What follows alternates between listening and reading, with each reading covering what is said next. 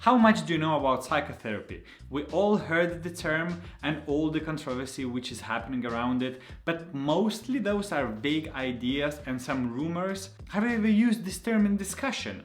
If you never did, you probably will. And if you would like to know more on a subject and its origin, and just have in general an amazing intellectual journey, you just have to read When Nietzsche Wept, book written by Irvin D. Yalom. And if you think that reading a book on this matter would be boring, think twice, as Irvin Yalom is taking all his knowledge as a professor of psychiatry in Stanford University and taking us to a next level through a fictional meeting with Dr. Joseph Breuer and philosopher Friedrich Nietzsche. For those of you, my friends, who know a little bit about philosophy and history, you probably know who are those people. Lou Salome, Paul Rea, Friedrich Nietzsche obviously, Dr. Breuer. If you are introducing psychotherapy, you cannot do it without mentioning Sigmund Freud. And to be honest, after reading this book, I started to look at this person, at this giant of history in different way. Actually, if you are interested, here in London we have a Museum of Sigmund Freud. If you would like to know more about this figure, please let me know in the comments below. I would love to make an introduction to that person from inside of his house, and we are going further with our book, When Nietzsche Wept. As a professor himself said in his later book, Becoming Myself, that he loved to do two things: researching and teaching in the university, but he also wanted to write a novel. That was his dream from the childhood, and what he decided to do?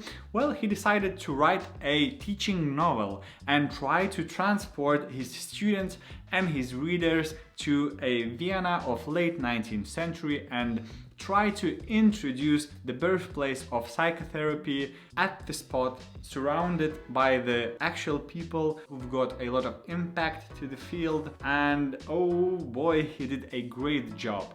If you haven't read this book, I can highly recommend to read it. It's an amazing book. The main plot is fairly easy. The idea is Dr. Breuer on the meeting with Lou Salome, who asked him to save the future of German philosophy. She asked Dr. Breuer to cure her friend of despair. On the one hand, we have Nietzsche, who has a lot of problems and despair. On the other hand, we have Dr. Breuer. So Dr. Breuer would like to help Nietzsche, but Nietzsche doesn't want to accept the help. And what Dr. Breuer does, he's asking Nietzsche to help him to cure his depression. Depression is mostly coming from his previous patient, Anna O. About Anna O, we know from history, she was a first Dr. Breuer's patient when he introduced the new way of treating illnesses, hysteria in that case. He named it the talking cure by that time, which is later on became psychotherapy,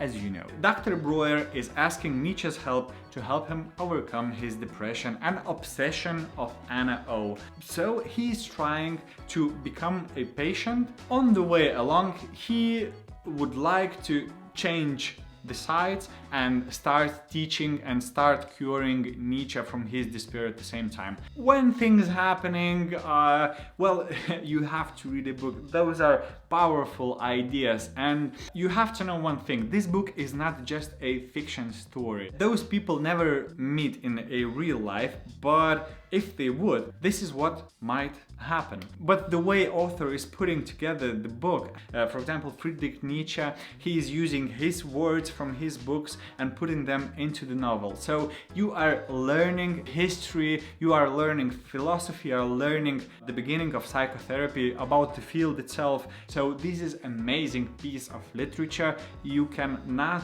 only follow along a interesting storyline, but learn a lot at the same time. My advice for you would be not just follow the storyline, but if you notice, for example, the name or a person of whom you never heard, go and check them out, because each and every person in the book, they are stories within themselves. Friedrich Nietzsche, Joseph Breuer, Richard Wagner, those are amazing people and very interesting personas. Irvin Yalom also has written quite a few of the other books. I will talk about them later on, as I would like to review them. They made a huge impact on me personally. I love them. I probably read most of his book at least 2 or 3 times. For example, When Nietzsche Wept, I've read this book 3 times, and I think I will read it once again. So if you like this video, please give it a thumbs up, subscribe to the channel if you would like to see more,